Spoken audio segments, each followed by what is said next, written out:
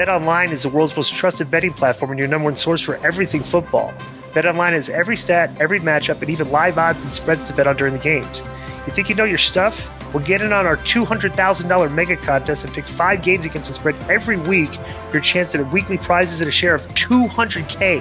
$200,000 is ridiculous. When the game's over, head on over to our online casino and get in a game of blackjack or poker or unwind with one of our over 150 slot games. Head to the website today to get in the action. Bet online. The game starts here.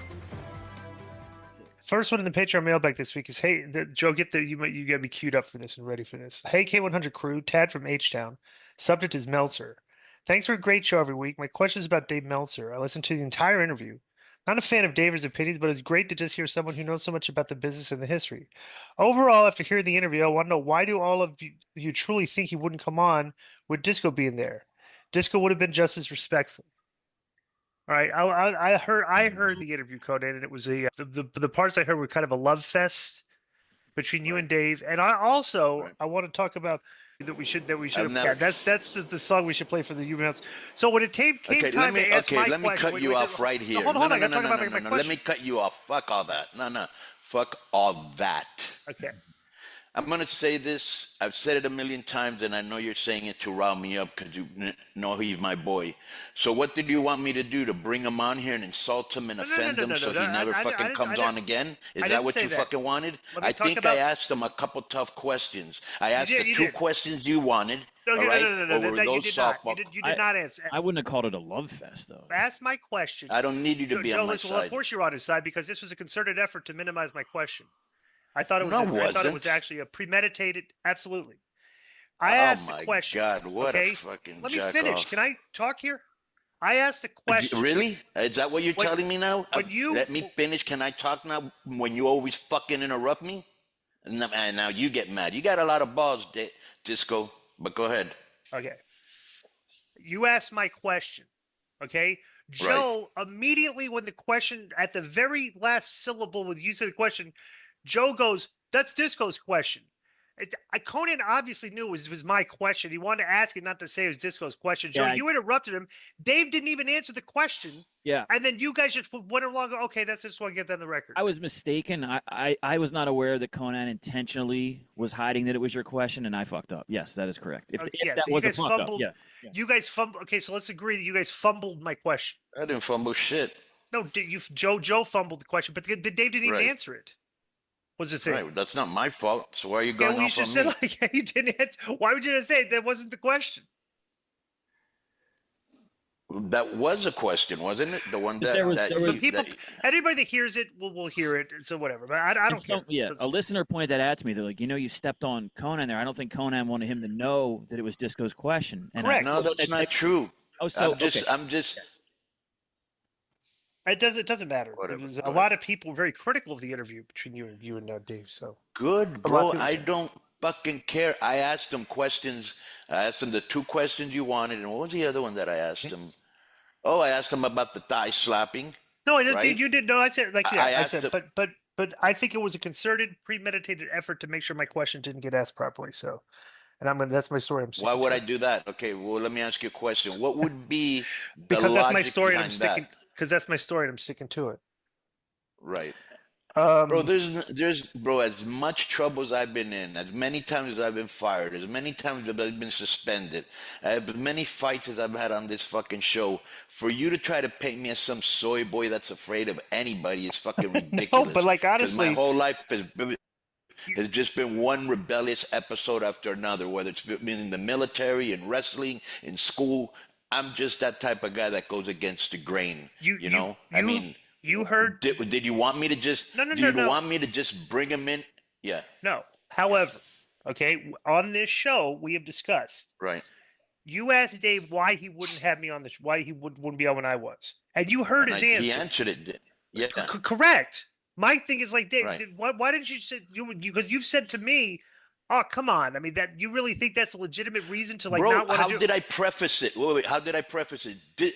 It's very weird to me, Dave, that you're on Twitter all the day fighting with these other fucking guys, answering them, right? You've been on the show. You've never been hijacked. You've never been ambushed. You've never been disrespected. What more Do I need to fucking say to have you happy? Not the point. When he and answered that was the his question, fucking lame answer that he gave. When he gave the lame answer, you should said, come on, like you wouldn't want to come on and just debate that with him respectfully?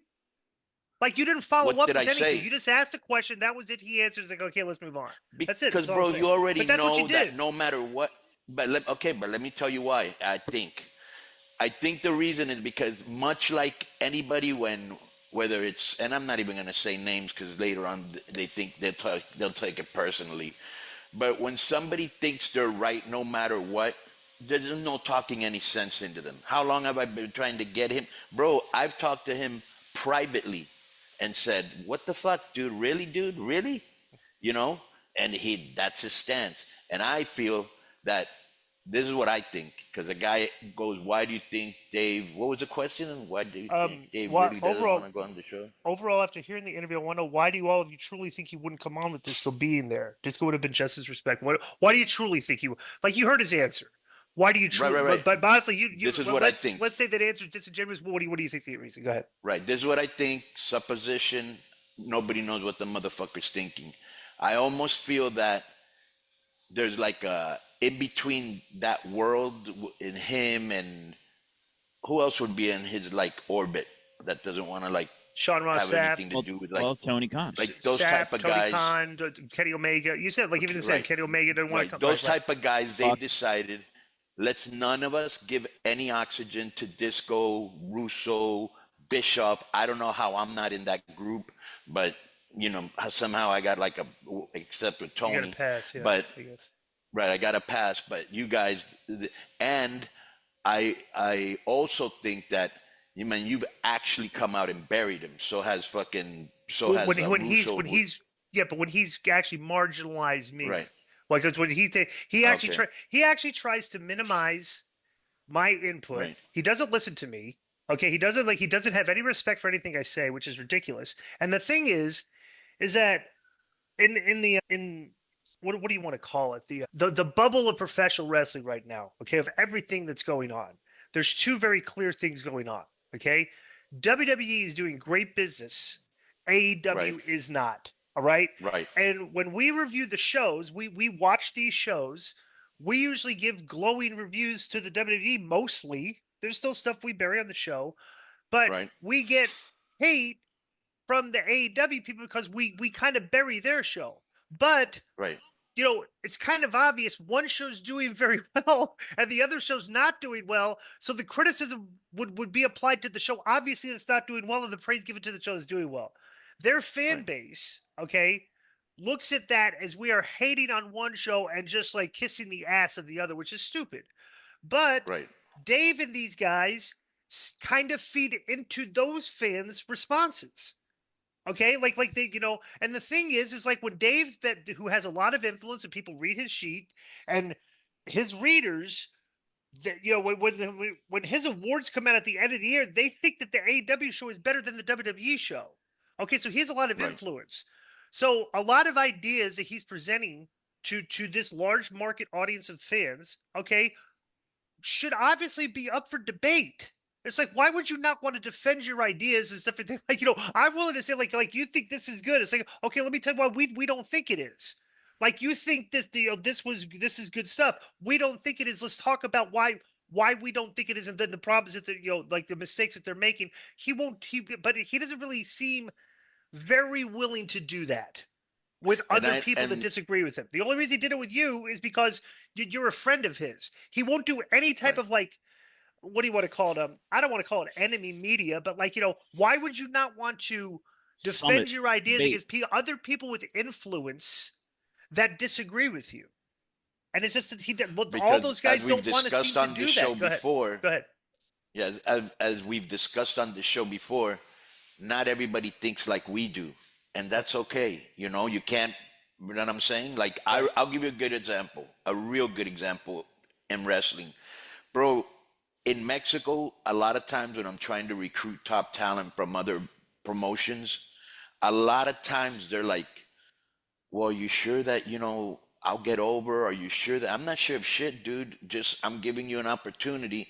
But and some guys would say, "Oh no, I'd rather stay here in the mid card." And I'm thinking to myself, bro, anytime I left a company, in my mind, whether I was full of shit or not, I always thought I'm gonna make it. I never ever doubted myself, like, oh, I wonder if I'll make it. I wonder if the. I never had that, but that's the way I think. You know what I'm saying? Some people either aren't as confident or aren't as sure, and like he's not the type of person that's gonna be confrontational, because that's not his. Even though he claps back, but bro, everybody's a tough guy on Twitter. Right. Everybody has a big set of balls on Twitter. Right? But it's a whole different thing when you're video to video or face to face. It's a whole different vibe, Yo, what's up? I just want to thank you guys for watching this clip. Don't forget to hit the like button, leave a comment, and subscribe. And join our YouTube membership for hours and hours of exclusive, unedited, uncensored content. And being a member will help you get involved in our upcoming live streams. Thank you for your support. Thank you for riding with us. I know you got a lot of other podcast choices, be it wrestling or other ones. And thank you for picking us. Boom.